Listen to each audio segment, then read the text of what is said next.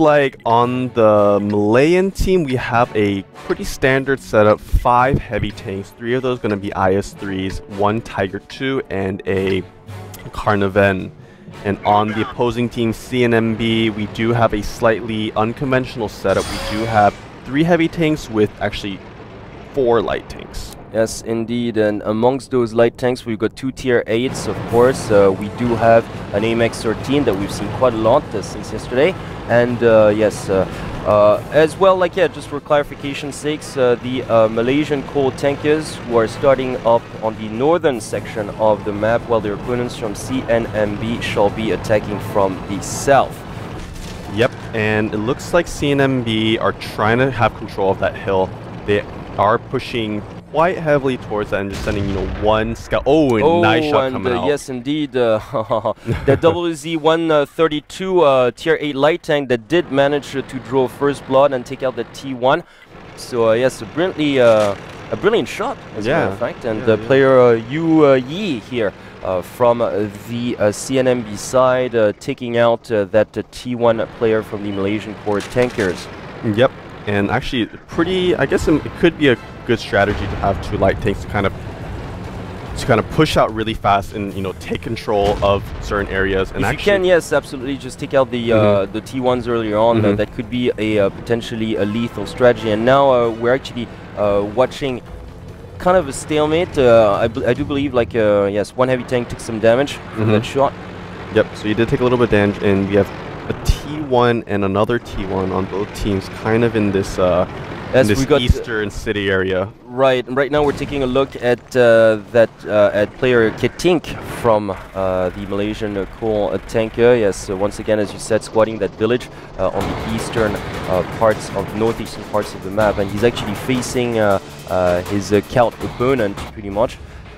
Yep, so I don't think they're going to push anywhere near here just yet. They yes, open fire actually from CNMB, who's just waiting behind that building. He, of course, they have spotted each other as well.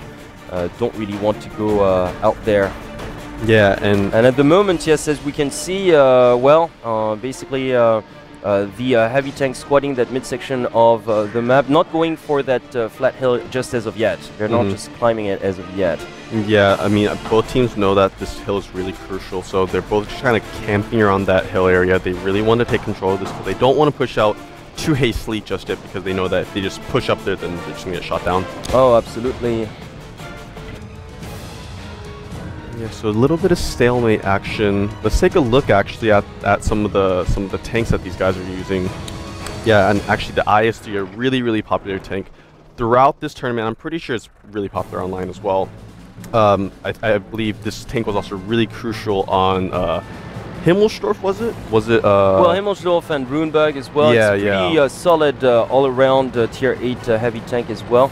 Yeah, and it's actually it's really good at close quarter combat. It's actually a quite fast tank for a heavy tank, and it has really high damage and really good penetration. Well, in terms of sheer firepower, it does lose a little bit to the French AMX-50. However, in terms of armor, it's better suited as an all-round tank, pretty much. So for brawling, that's the kind of tank you want. And right now those 2 T1s are trying to take out one another, still hiding in behind those buildings in the village.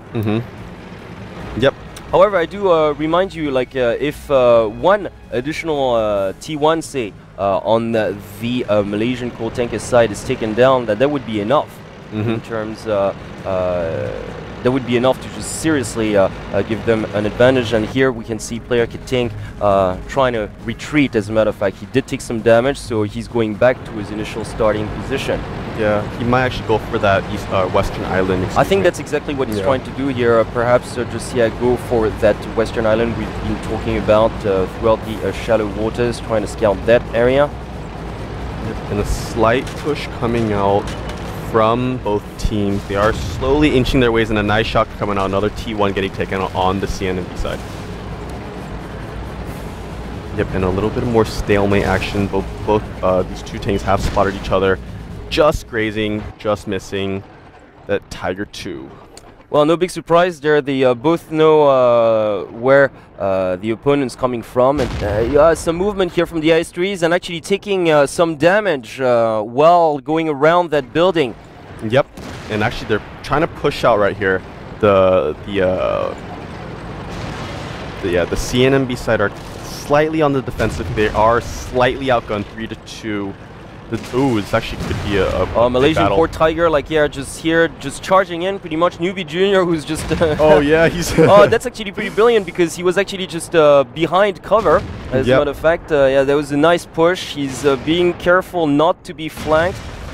Yeah, and he's actually really abusing that angle because if he moves past the tanks, then the turret hole has to move to aim and shoot that IS-3. Indeed, and he's taking plenty of punishment here. He's on the brink of death, and there you go, he's being taken out, but he did inflict quite a bit of damage on one of the 110s as well. Yeah, little bit hasty move coming out from the Malaysians. I think they, you know, pushed a little bit too early. I feel they could have waited, or they could have pushed in a different manner. Yes, indeed, and now they're down 2 heavy tanks, so yeah, that Tiger 2 has been taken out, as well as that IS-3, another IS-3 being taken out as well, so now they're it's pretty much one-sided affair, if you ask me. Yeah.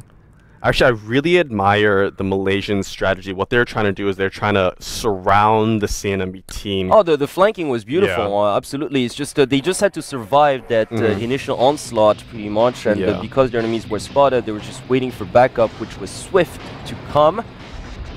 Yeah, and actually the enemy base capture is going on, a little over 50 now. And now, pretty grim for the Malaysians.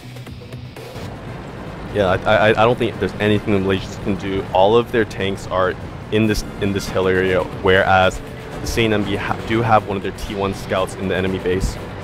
Almost gonna cap this. About a little over 70 now. And yeah, I think all CNMB needs to do is just, you know, they can do pretty much whatever they want. Well, at this point, yes, they could bully their way through, but I don't think they're going to take any chances. They're just waiting for this capture, which will happen. Yes. There's no way those heavy tanks will have enough time to come back. Yeah, and so actually, they're just getting pretty much destroyed. 7 points left. 5 points left. And this looks like it will be game. And there you go.